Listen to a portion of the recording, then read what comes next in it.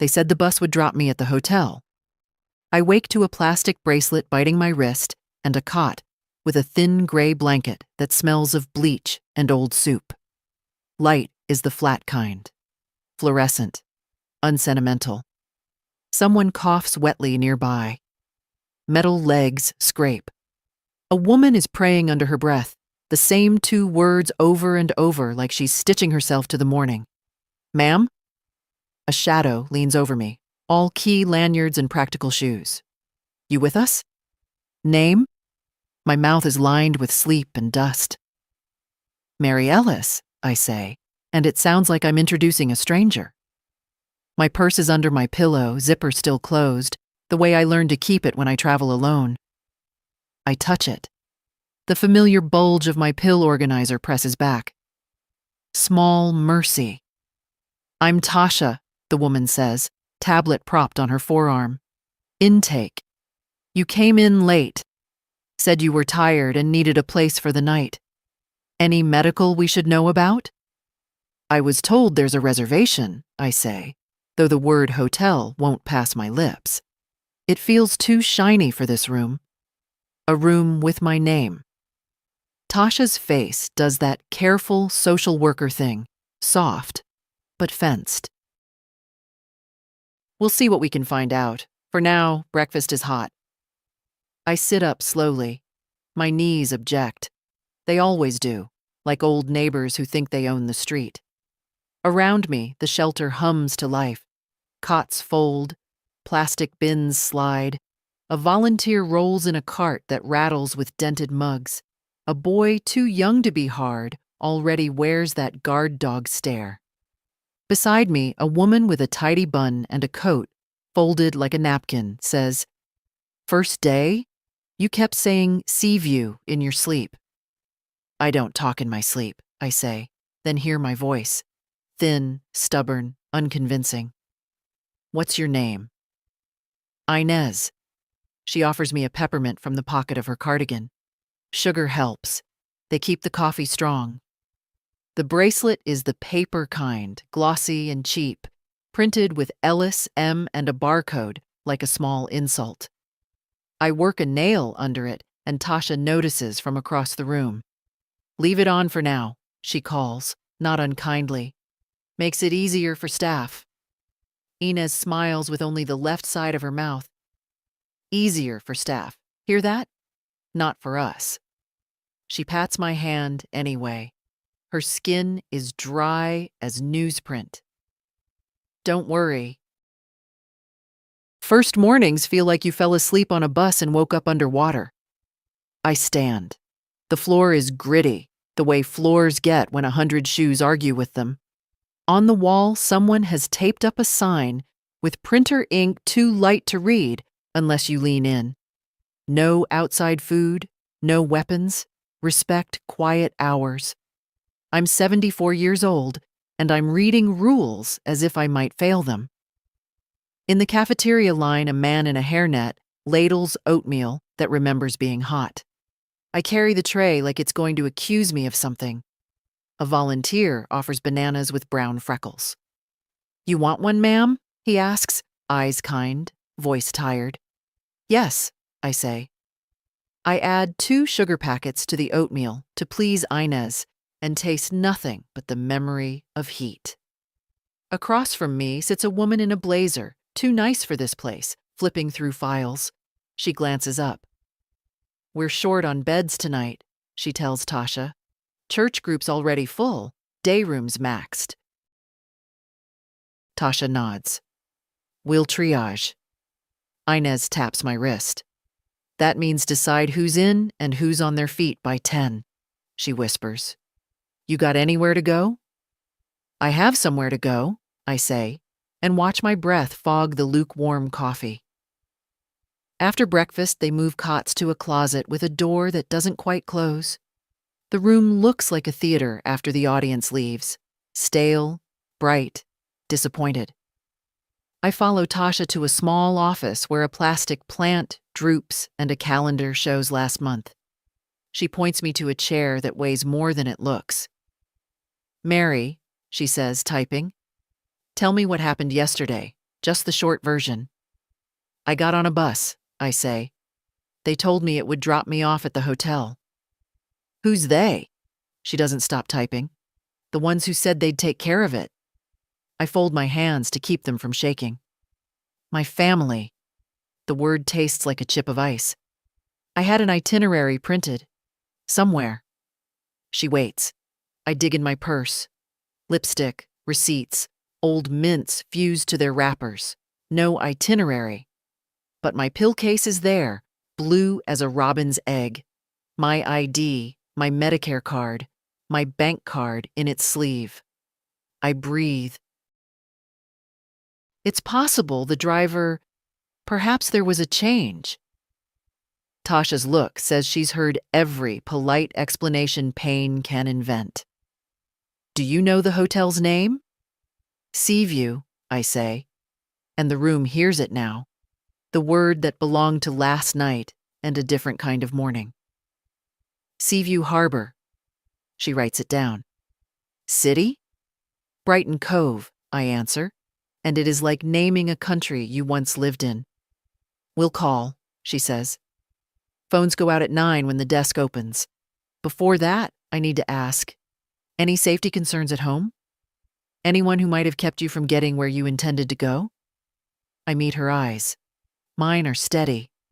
They've had a lifetime to practice. I am not missing, I say. I am misplaced. Tasha allows herself the smallest smile. All right, Ms. Misplaced. We'll start with the hotel. Then we'll figure the rest.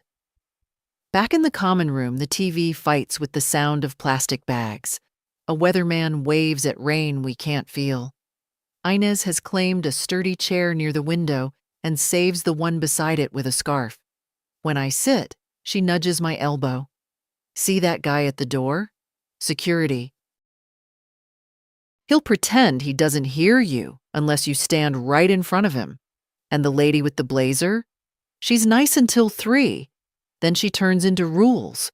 Learn the faces. It helps. I won't be here that long, I say. It comes out quiet, but not weak. None of us planned on it, she answers. That's why you fold your blanket neat when you leave.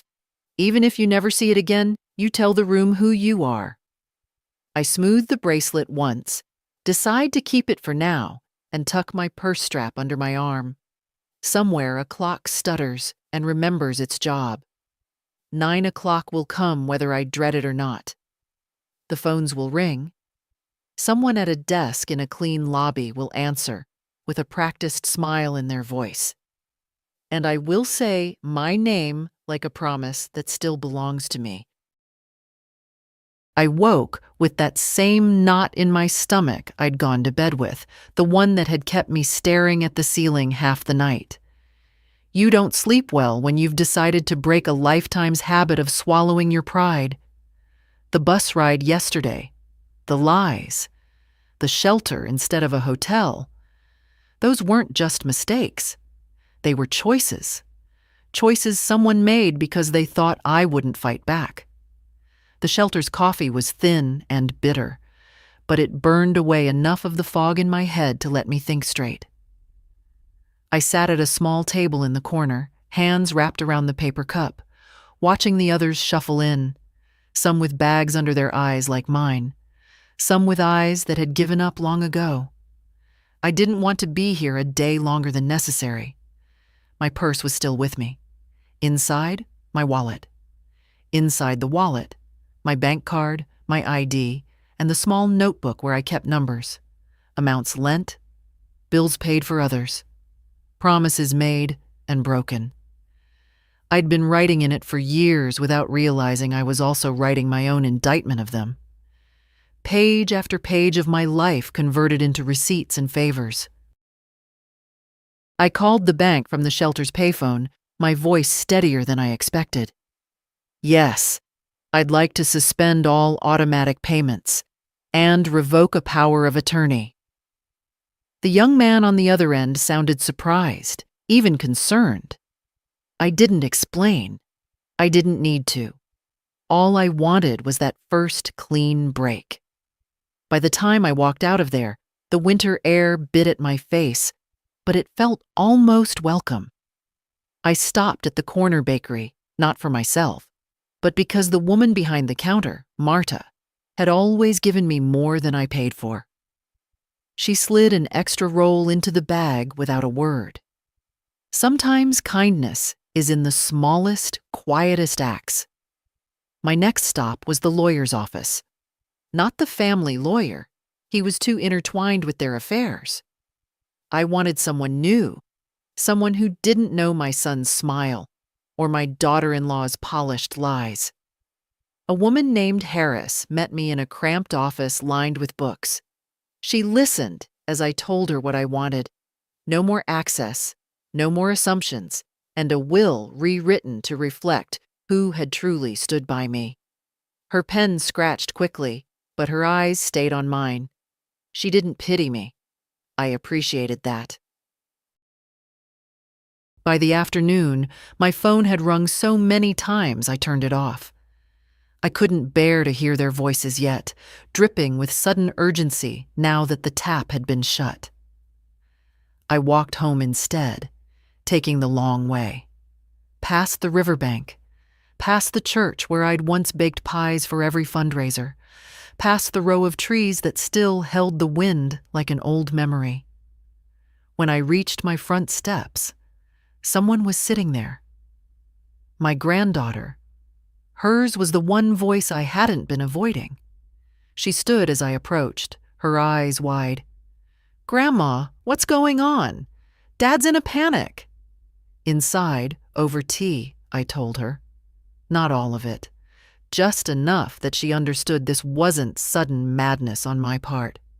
She listened, hands wrapped around her cup, a frown between her brows. "I've seen how they treat you," she admitted. "I just didn't think you'd ever—" She trailed off. "Neither did I said. And for the first time in years, I felt something close to lightness. That night, I took out my old blue dress and hung it where I could see it. I didn't know yet when I'd wear it, but I knew it wouldn't be for them. Not unless it was on my terms. The morning after felt different. Not softer. No, nothing about this was going to be soft, but clearer. Like the moment after a storm when you can see the wreckage for what it is. The shelter was behind me now, but its smell, its echo, stayed with me.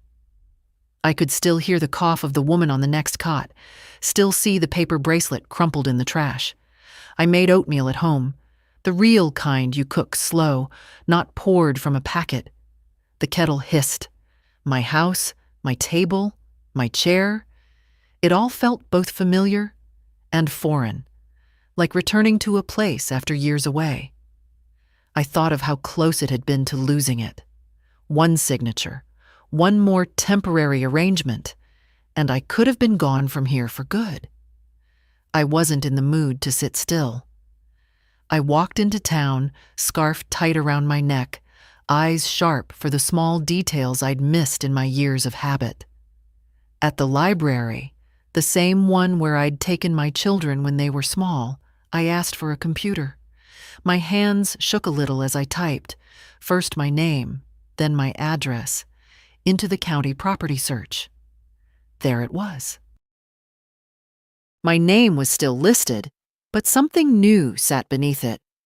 A pending transfer of ownership, filed just 2 weeks ago.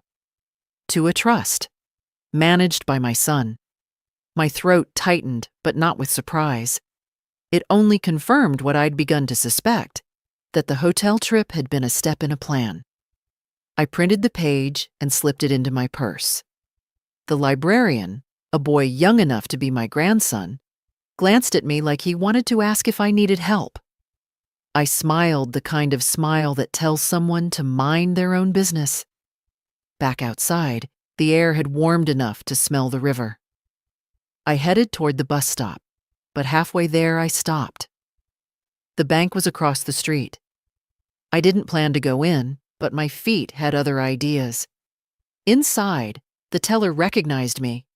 Years of small deposits and Christmas checks for the grandchildren will do that. I asked for a balance, and then I asked to move a large portion into a new account, one in my name only, no joint access. Her eyebrows lifted, but she didn't question me. By the time I walked out, the sun was dropping low, washing the street in that late afternoon gold that makes even cracked sidewalks look beautiful. I passed a cafe, and through the glass I saw my son's friend, the one who'd been a witness at their wedding, laughing into his phone. He didn't see me. Back home, I pulled the printed property record from my purse and set it beside the blue dress. 2 reminders, one of what they'd tried to do, and one of what I still had. I wasn't done yet. Not by a long shot. Tomorrow, I'd start with a call to that lawyer. Tonight, I'd make tea and sit in my chair, not as someone waiting for an invitation that would never come, but as someone planning her next move. I woke before the alarm, though I hadn't set one. At my age, you don't need clocks. You have the habits of decades, and lately, the kind of restlessness that drags you out of bed, whether you want to be up or not.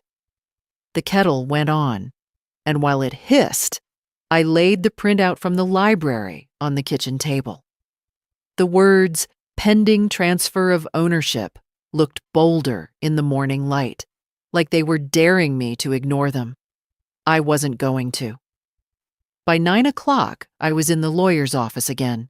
Ms. Harris wore a deep green jacket and that same expression, professional but not pitying. I liked that about her. I slid the printout across her desk. "It's them," I said, trying to get my house without asking me to leave it. She read it, then leaned back. "You still have full title. This filing is an attempt, not a completion. We can block it. We can also find out exactly who initiated it and when." That was the first moment in days I'd felt something close to relief. "Do it," I said. While she tapped at her computer, I looked around the office. No family photos, no clutter, just shelves and a pot of red geraniums by the window. I thought of my own mantle, lined with pictures of people who could lie to me without flinching. Ms. Harris printed forms, explained each one slowly, and had me sign.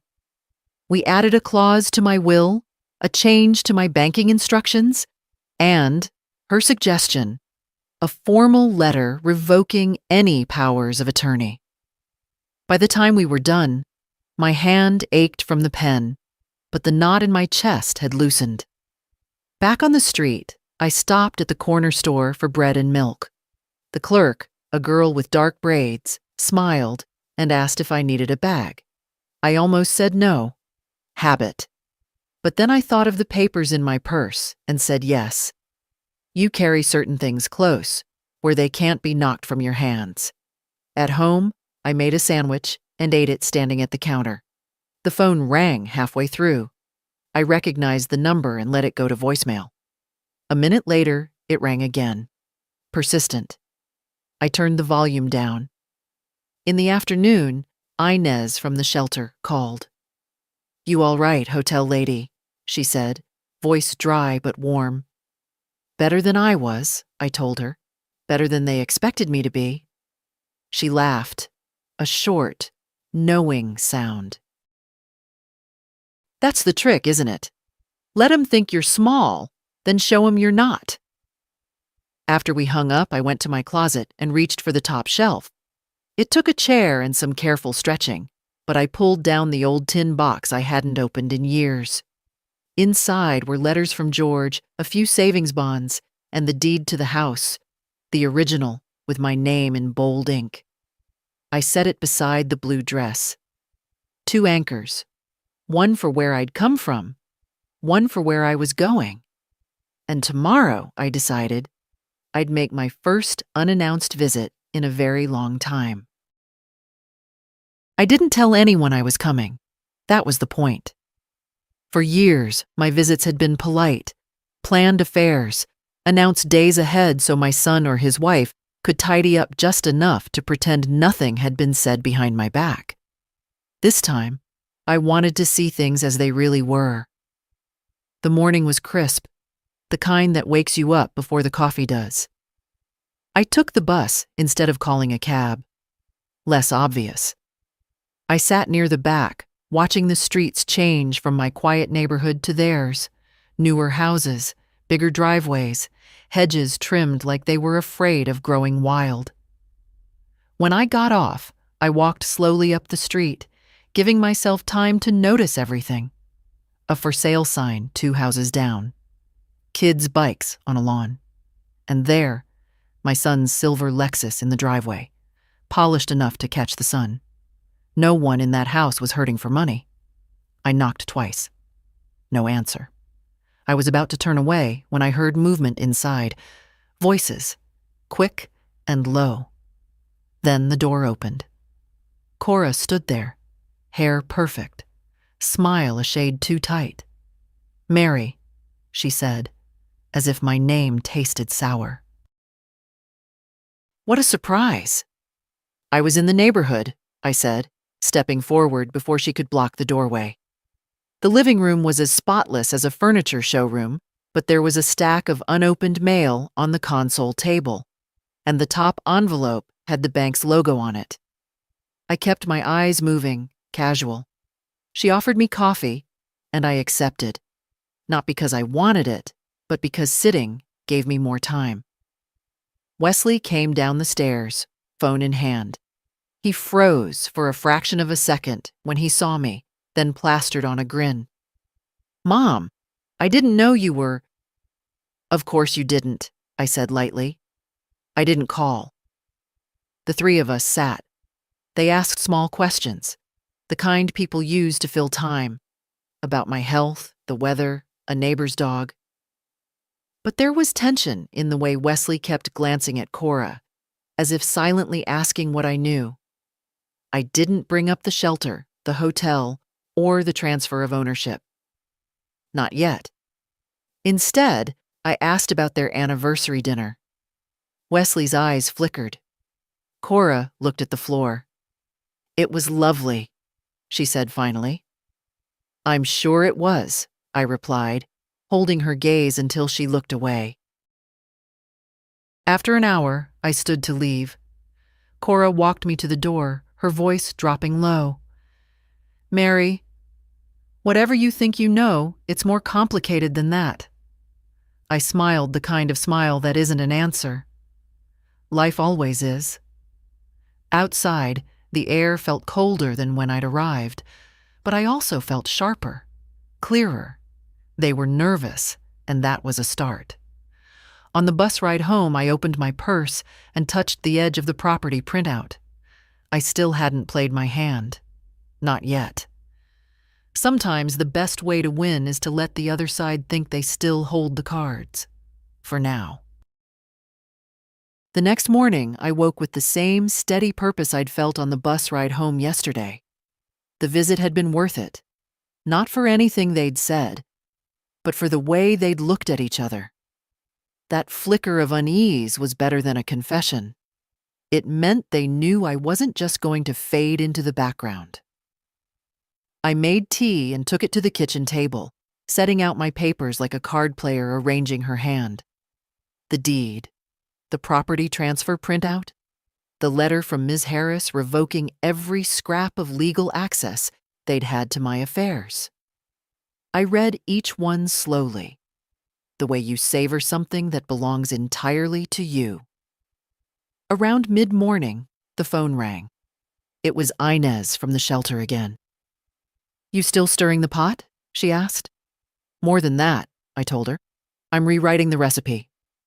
She laughed, a deep, raspy sound, and then her tone softened. "Just remember, sometimes they bite back. Make sure you've got your teeth in first." After we hung up, I decided to take a walk. I ended up at the small diner on the corner of Elm and 3rd, the one George and I used to go to on Sundays. The waitress, Ruthie, still remembered my order. Scrambled eggs, no toast. She leaned on the counter, shaking her head as I told her a bit of what had happened. Families, she said. They'll smile at you over pie and take the fork right out of your hand. From the diner, I went to the hardware store. I didn't need tools, but the owner, Sam, had been friends with George. He came out from behind the counter, wiping his hands on a rag, and told me how someone, he wouldn't say who, had been in last week asking if my back door lock was easy to change. He'd told them it wasn't for sale unless I ordered it myself. My spine went cold, but my voice stayed steady. Good man, I said. By the time I got home, I'd made up my mind. I wasn't going to wait for them to make another move. Tomorrow, I'd go to the bank in person, not just to shift money, but to place every account under a security code known only to me. And after that, Miss Harris and I would file whatever needed filing to make the property transfer impossible. That night, I sat in the armchair by the window with the blue dress laid over my lap. I traced the pearl buttons with my fingertips. It wasn't about wearing it anymore. It was about remembering that I could still walk into any room with my head high. They might have thought they'd written me out of the story, but I was just getting to the part where I pick up the pen. The bank smelled faintly of polished wood and printer toner, clean, efficient, impersonal. I preferred it that way. I didn't need warmth here. I needed precision. A young man in a suit I could have bought him for Christmas last year greeted me with the kind of brightness they teach in training. Good morning, Ms. Ellis. How can we help you today?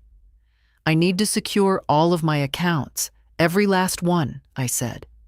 No changes, no withdrawals, no access without my direct, in-person approval, and I want a password, one only I know, required for every transaction. He blinked once before nodding. Of course.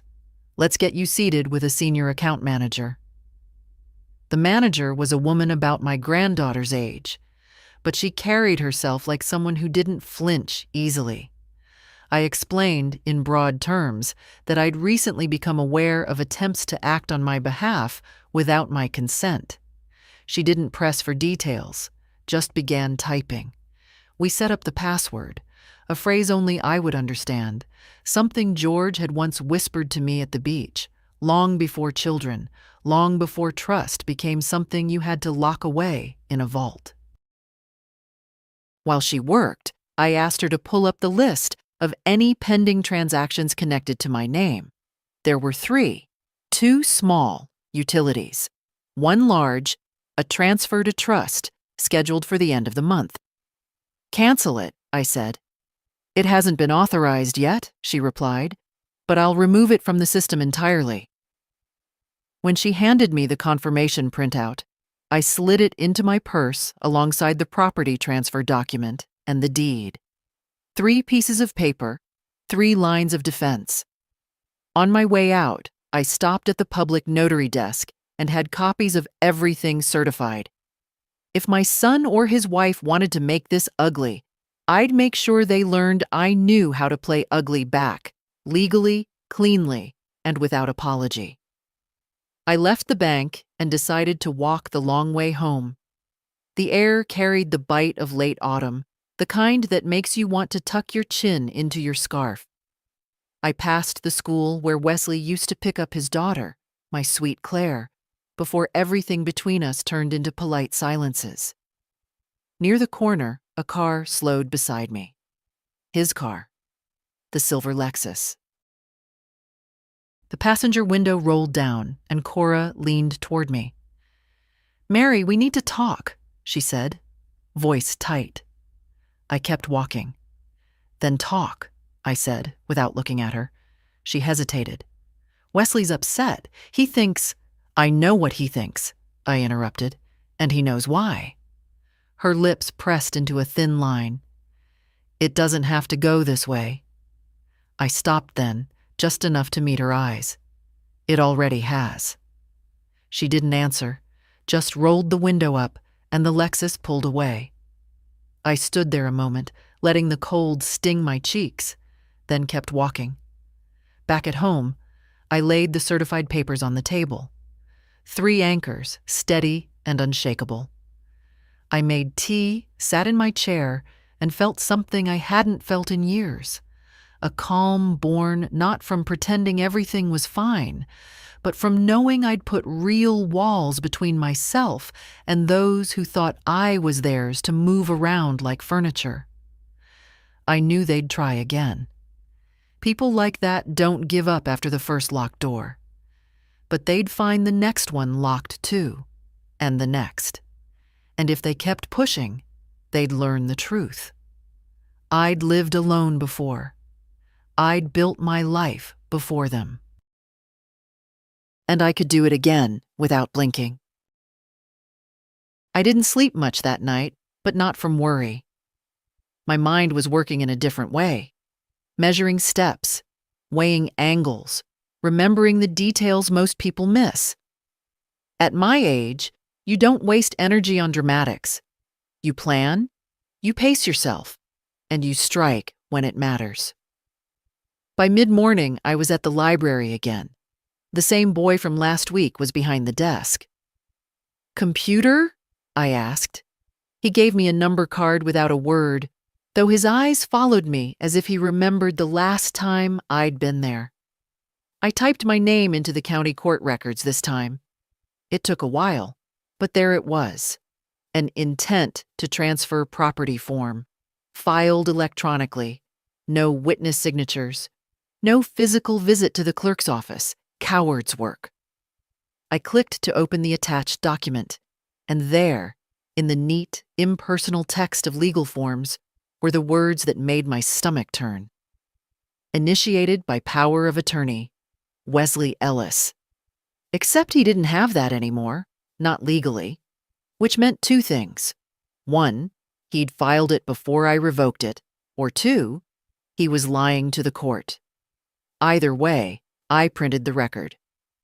Then I searched his name. My son's name, on public documents, tied to more than one trust, not just mine. One of them belonged to a man I knew, Harold Jensen, who used to live 2 streets over, now in a nursing home. A pattern was beginning to take shape, and I didn't like the look of it. I folded the papers and slipped them into my purse. From the library, I walked to Ms. Harris's office. She was in with another client, but her assistant took one look at the documents and said, "We'll add these to your file, and we'll request the electronic log to see exactly when and from where the filings were made." I left feeling steady, almost cold inside. Cold is good. Cold keeps you from making mistakes. On the way home, I stopped at the grocery store. In the canned goods aisle, I ran into Claire, my granddaughter. She hugged me quick, like she was afraid someone might see, and whispered, "Grandma, Dad's been saying you're confused, that you don't know what you're doing." I met her eyes. "Do I look confused to you?" She shook her head. "No. You look sharper than I've ever seen you." I touched her cheek. "Good. Remember that." At the checkout, I paid in cash. Small habit, but one that leaves no trail for anyone with wandering eyes. Back home, I added the new papers to the growing stack on my dining table. The blue dress hung on the chair beside it, almost like it was keeping watch. I sat, sipped my tea, and thought of the next step. Not defense this time, but offense. I wasn't just going to stop them. I was going to make sure they couldn't try this with anyone else again. The wind rattled the kitchen window that morning, a sharp, restless sound, like the house itself was urging me forward. I sat at the table, hands wrapped around a mug of tea gone cold, staring at the stack of papers I'd built like a fortress. Deed, bank statements, certified copies, court filings. Proof. But proof isn't enough if it just sits there. I needed the kind of action that makes people wish they'd never started down this road. I called Ms. Harris first. "I want to move on Harold Jensen," I said, without preamble. She was quiet for a beat. "The neighbor? The one in the nursing home?" "Yes. I think Wesley's been doing to him what he tried with me." I told her about the trust in Harold's name, about the filing dates that lined up too neatly. She didn't interrupt, just let me talk until the words stopped. Then, "All right, we can contact Harold's court-appointed advocate. If what you suspect is true, they'll open an investigation." When I hung up, I felt that cold steadiness again. It wasn't joy, not satisfaction, just the clarity that comes when you finally see the whole picture. Around noon, I decided to dig into my own past decisions. I went into the spare room, once a sewing space, now mostly boxes, and found the file marked legal. Inside, under faded receipts and warranty slips, was the original power of attorney I'd signed for Wesley. The date on it made my stomach tighten. 4 years ago, right after my surgery, when I was still fogged from painkillers and too tired to read the fine print. I remembered him saying, "It's just in case something happens, Mom." Something had happened, all right. I slipped the document into my purse. It wasn't just a mistake. It was a breadcrumb. The kind that could lead right back to him if I placed it in the right hands. I took the long walk to the nursing home where Harold lived. The place smelled of antiseptic and lavender air freshener, the same mix every facility uses to try to soften the edges. Harold was in a wheelchair by the window, watching a squirrel pick at the grass. "Mary Ellis," he said, voice raspy but bright. "Haven't seen you in years." I sat beside him and kept my tone light. "I've been keeping busy." "Harold, can I ask you something? Has anyone been helping you with your bank or your house?" He frowned. "Your boy, Wesley, right? Said he was doing me a favor. Papers to sign so the state wouldn't take the place if I had to stay here." My stomach knotted. "Do you remember when that was?" He shrugged. "Last spring, maybe." I patted his hand. "Would you mind if I passed your name to someone who can make sure everything's been handled fairly?" He chuckled. "Handle away. I've got nothing left to lose." I left the nursing home with more than I came for, a witness, however fragile. Back home, I called Ms. Harris again. He confirmed it. Wesley got him to sign papers last spring. "I'm bringing you the original power of attorney from my own file. You can match the handwriting, the notary stamp. It's all there." She didn't say "good job" or "I'm sorry." She just said, "Bring it in tomorrow. We'll move fast." I hung up and set the kettle on.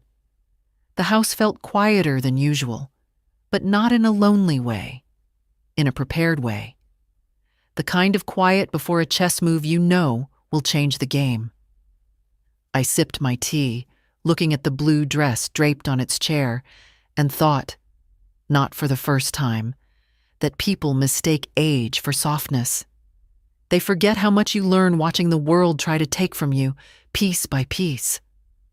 I wasn't just going to keep my house.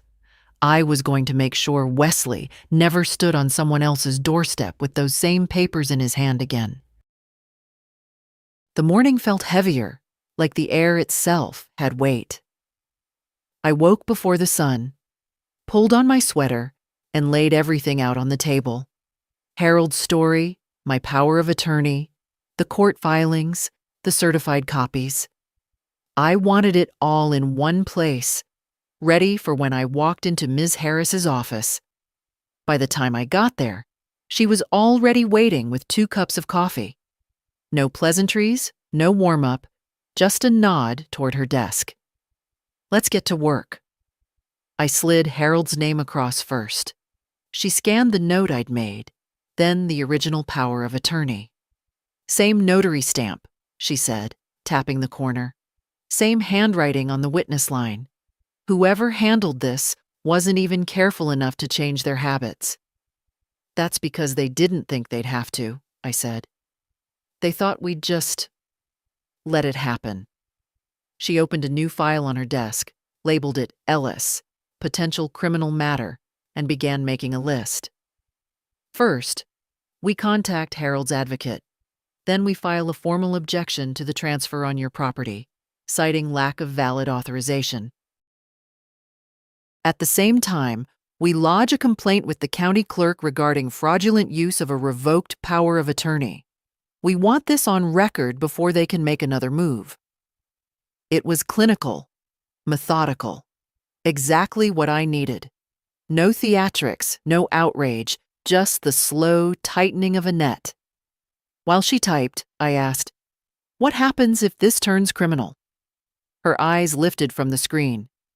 "Then it stops being your word against theirs. It becomes the state's case." I nodded. Good. When I left her office, I didn't go straight home. Instead, I walked 2 blocks over to the community center. They had a legal aid desk there once a week, and I wanted to know if anyone else had complained about similar issues. The volunteer, a man in his 60s with reading glasses sliding down his nose, looked up from his forms. "Funny you ask," he said. "We've had 2 seniors in the past month with almost the same story. Family, helping them sign documents they didn't understand. Different names, but the setup sounds alike. I left my number with him, just in case. Patterns aren't always easy to prove, but once you see them, you can't unsee them." On my way home, I stopped for groceries. In the parking lot, I spotted Cora again, leaning against her car, scrolling through her phone. She saw me, froze, then pasted on a smile that didn't reach her eyes. "Mary," she said, too brightly. "We were just about to call you." "Don't bother," I replied, walking past her toward the store. "I'm handling things myself." Her voice followed me. "You don't have to do this." I didn't turn around. "Yes," I said, "I do." Back home, I added a new folder to my growing stack, labeled Other Victims. Maybe it was premature, maybe it was too much, but something told me this was bigger than me.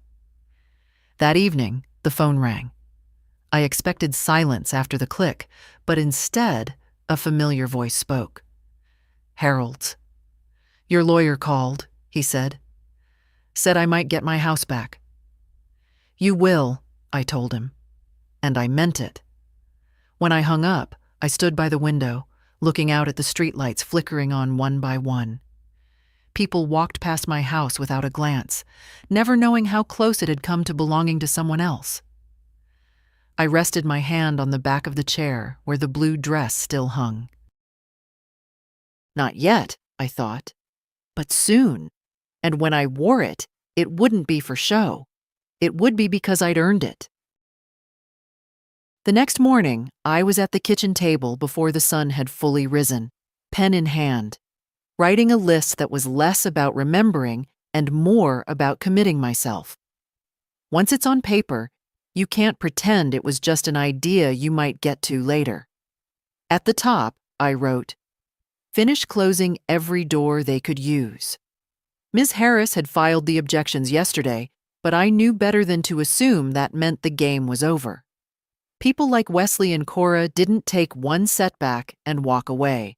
They circled, tested the edges, looked for cracks. My job was to seal them before they even thought to knock. First stop was the post office. I'd kept the same P.O. box for years, mostly for the occasional letter, but now I had all my mail rerouted there. No more envelopes left in my street mailbox for anyone to accidentally collect. The clerk, a wiry man with ink stains on his fingers, stamped the change of address form and said, 3 days and it's all coming here.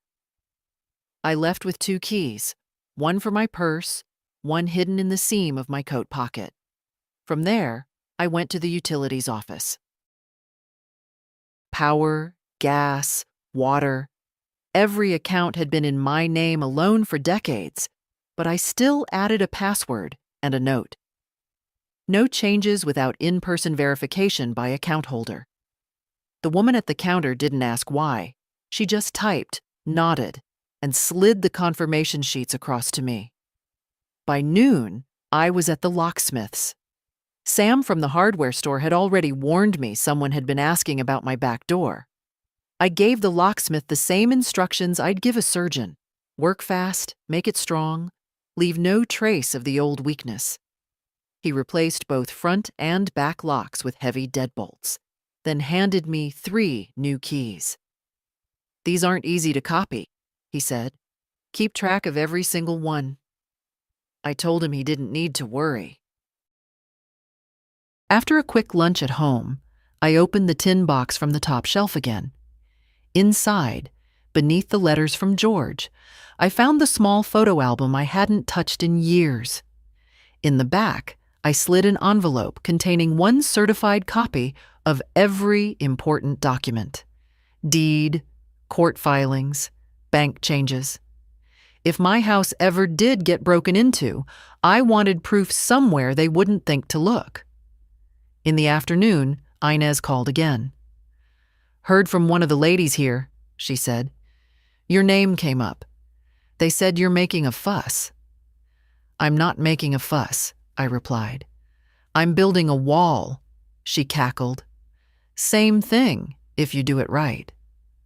The rest of the day, I stayed quiet, letting the rhythm of small chores settle my mind: laundry, sweeping, a pot of soup simmering on the stove.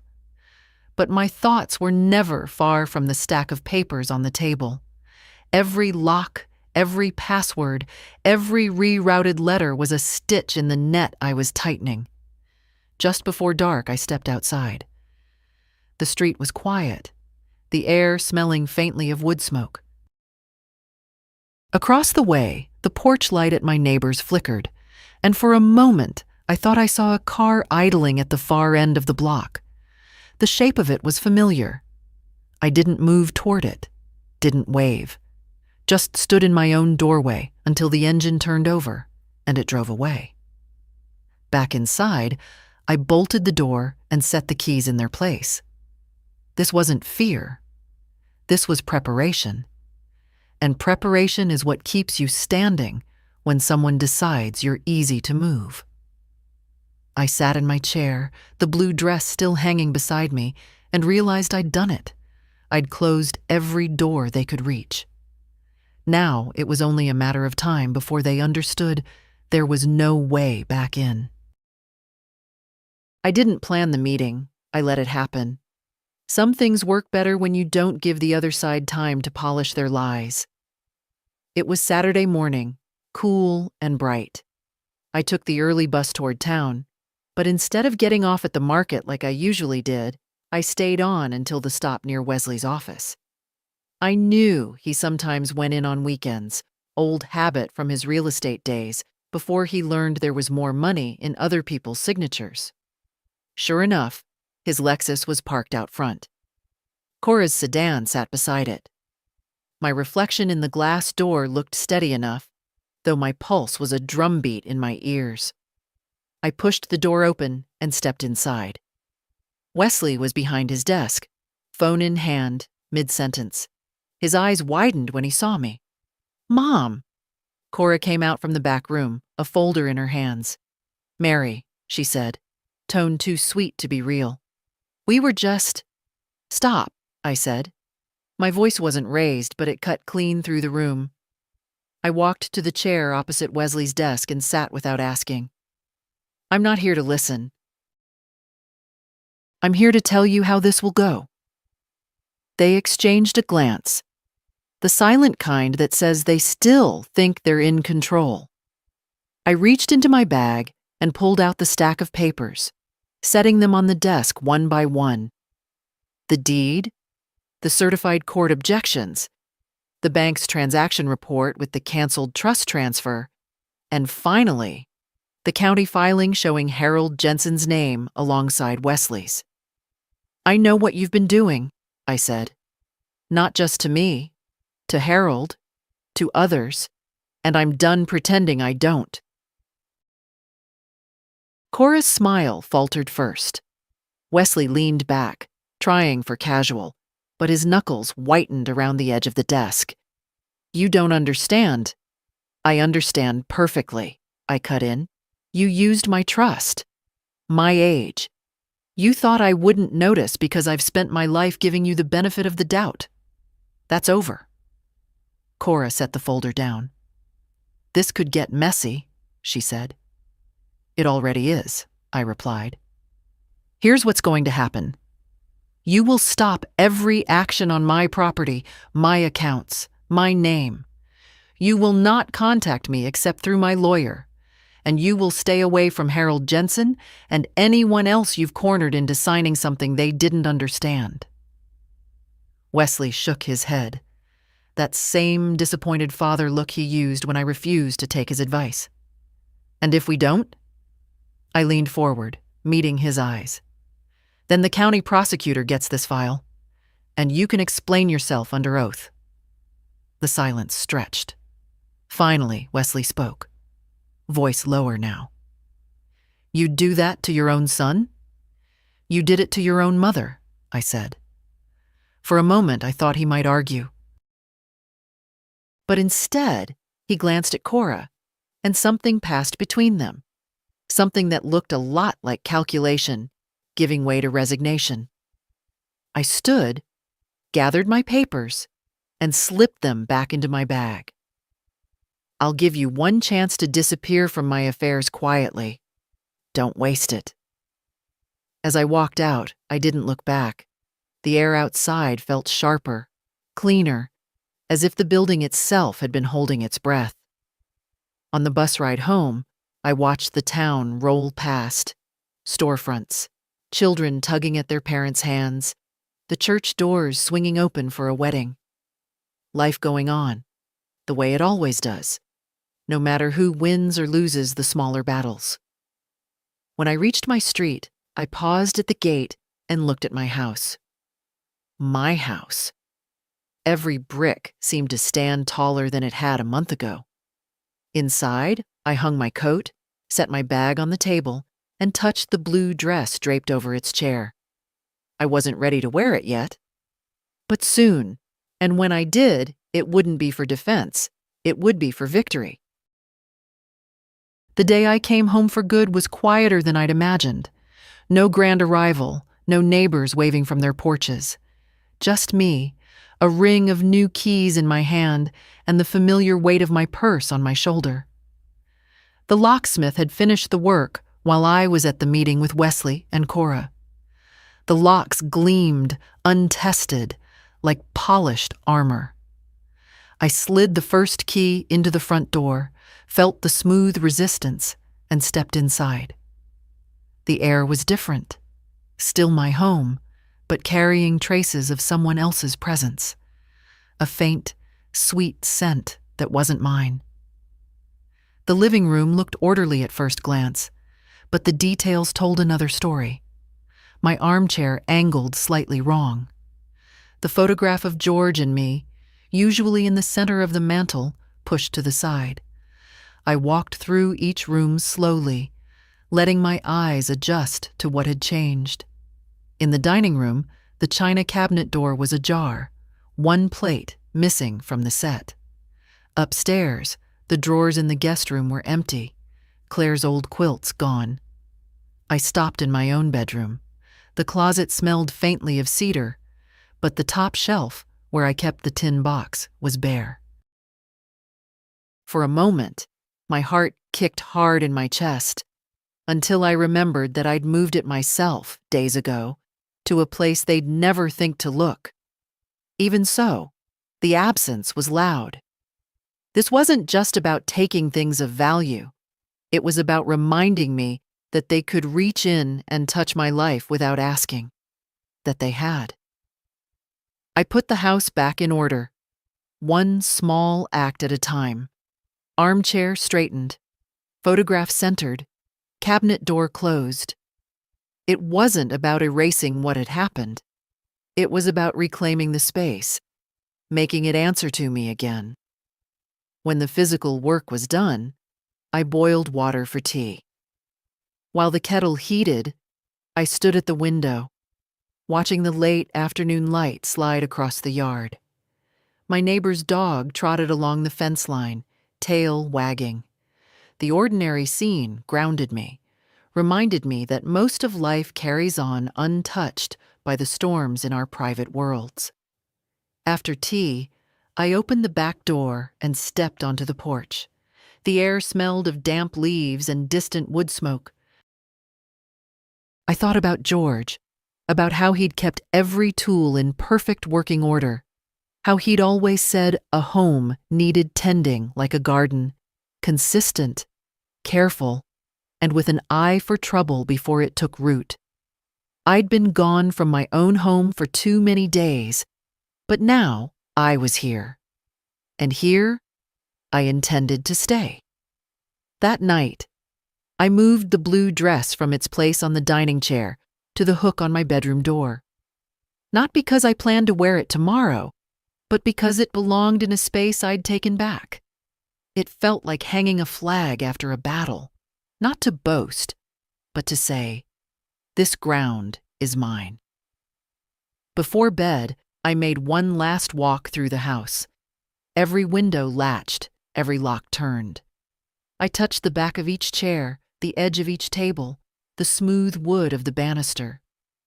Familiar things, retaken. In the stillness, I realized the victory wasn't loud. It didn't feel like shouting. It felt like closing the last door against the cold and knowing without doubt that it would hold. The days that followed settled into a rhythm, one I hadn't felt in years, not because everything was back to how it had been before, but because I'd built something steadier, stronger, a life where no one else held the keys. Each morning, I started the same way. Tea at the kitchen table, sunlight creeping across the wood, the blue dress hanging on its hook where I could see it. A reminder, not of loss, but of what had been defended. Inez called often.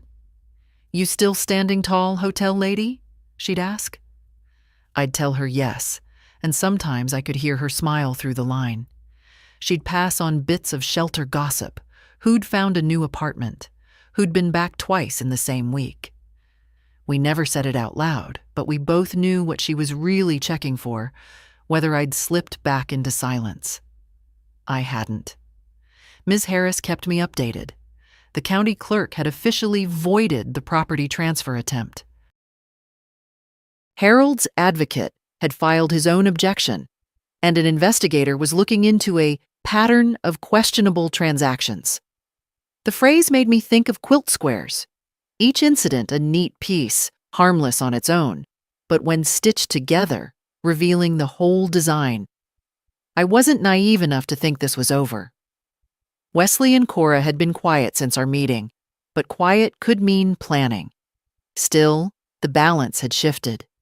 They knew now I could fight, and that I would. One afternoon, Claire came by. No text beforehand, just a knock on the door. She looked nervous, as if she wasn't sure which version of me would answer.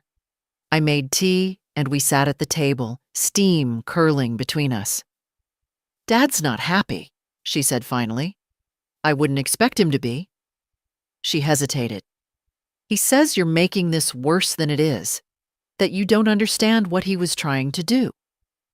I met her eyes. "I understand exactly. That's why it's stopping." She didn't argue. Instead, she reached for my hand. "I'm glad you're different now. Stronger." I squeezed her fingers gently. "I'm the same. You're just seeing more of me than before." When she left, I stood in the doorway and watched her walk down the street, shoulders squared in a way that made me wonder if maybe strength could be passed down like a recipe. That evening, I opened the tin box. I didn't need anything from it. I just wanted to see it was still there. The papers, the letters from George, the envelope of certified copies. all intact. I touched the deed, the raised seal cool under my fingertips, and felt the same quiet pride I'd felt the day we signed it all those years ago. A week later, Ms. Harris called with news. "The investigator has enough to proceed if Harold's willing to testify," she said. "And we've got at least 2 other seniors who've described nearly identical tactics." "Will it go to court?" I asked. "It could. But even if it doesn't, your son's not going to be able to try this again without someone watching." After we hung up, I sat for a long while in the quiet, listening to the slow tick of the kitchen clock.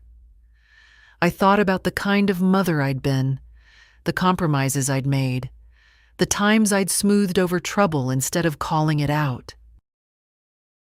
I thought about how easily that habit could have ended with me in a shelter for good, my home in someone else's name. Not anymore. That night, I took the blue dress from its hook and laid it across the bed.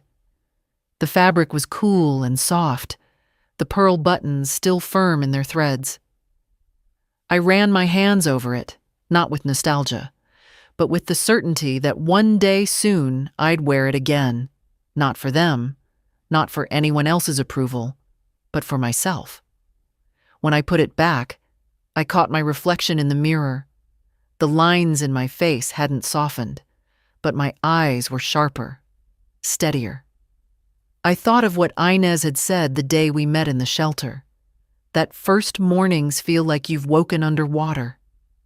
I wasn't underwater anymore. I was on solid ground, and the house around me, my house, felt like it was breathing with me. Some victories don't roar. They stand. They endure. And they wait for anyone who might be foolish enough to try again. I woke before the sun, the house still wrapped in shadow. For a long while I sat at the kitchen table, hands around my mug, listening to the creaks and sighs of the walls. This place had held me through joy, through grief, through storms inside and out. And now it had held through this, through people I once trusted trying to slip it out from under me. The fight was quieter now. No more papers to file, no locks left to change, no accounts waiting for passwords. The fortress was built. What remained was something different, something like watchfulness. The kind you learn from tending a garden. Weeds will always try to return, but you know where to look for them now. Inez called mid-morning. "Heard from a lady here," she said. "Said she's got a nephew sniffing around her will. I told her your story." "My story?" "Yeah. How you went from hotel to shelter to making them wish they'd picked an easier mark." She laughed, low and knowing. Said it gave her ideas. After we hung up, I thought about that. How one person speaking up could loosen the knot in someone else's chest. I'd spent too long believing silence was dignity, when really it was just permission. In the afternoon, I walked to the post office. The clerk handed me a small stack of mail, all addressed to the P.O. box now. Among the bills and catalogs was a letter from Harold. His handwriting was shaky, but clear enough. They said I can keep the house. Thanks to you. I sat on the bench outside and read it twice, the sunlight warm on my shoulders. It wasn't just relief for Harold. It was proof. Proof that pushing back mattered, that it worked. Back home, I brewed tea and sat in the armchair by the window, the blue dress hanging across from me. For weeks it had been a symbol of something waiting, something not yet claimed. Now it felt like an invitation. I took it down, smoothed the fabric, and buttoned it slowly. It still fit, not just in size, but in spirit. In the mirror, I saw the same face, the same lines, but behind them, something steadier, not softer, not harder, just certain. I walked through each room, the sound of my steps against the floorboards familiar and grounding. In the dining room, I touched the table where my papers had been spread like battle plans. In the living room, I straightened the photograph of George one last time. In the hallway, I rested my hand on the banister, feeling the weight of the house as if it were an extension of myself. Before evening fell, I stepped onto the porch. The air carried the first chill of winter, but it didn't bite. Neighbors passed, some waving, some not. The street was the same as it had always been, but I stood on it differently now. I thought of all the women who'd been told to be quiet, to be grateful, to let things slide. How many of them had been left with nothing but memories in exchange? And I thought about the ones still in that place, wondering if speaking up would make them look foolish or unkind or ungrateful. Here's what I know now. Silence feeds the kind of hunger that never stops. And dignity isn't in swallowing your pain. It's in standing so firmly in your own life that no one can move you without your consent. So if you're reading this and someone is circling your home, your money, your name, don't wait for them to take the first bite. Lock the doors. Guard the garden. Say the thing they hope you'll keep quiet. Because you are not theirs to manage. You are not furniture to be rearranged. And if they don't like the sound of your voice, let them learn what I've learned. There's no age limit on drawing a line and daring someone to cross it.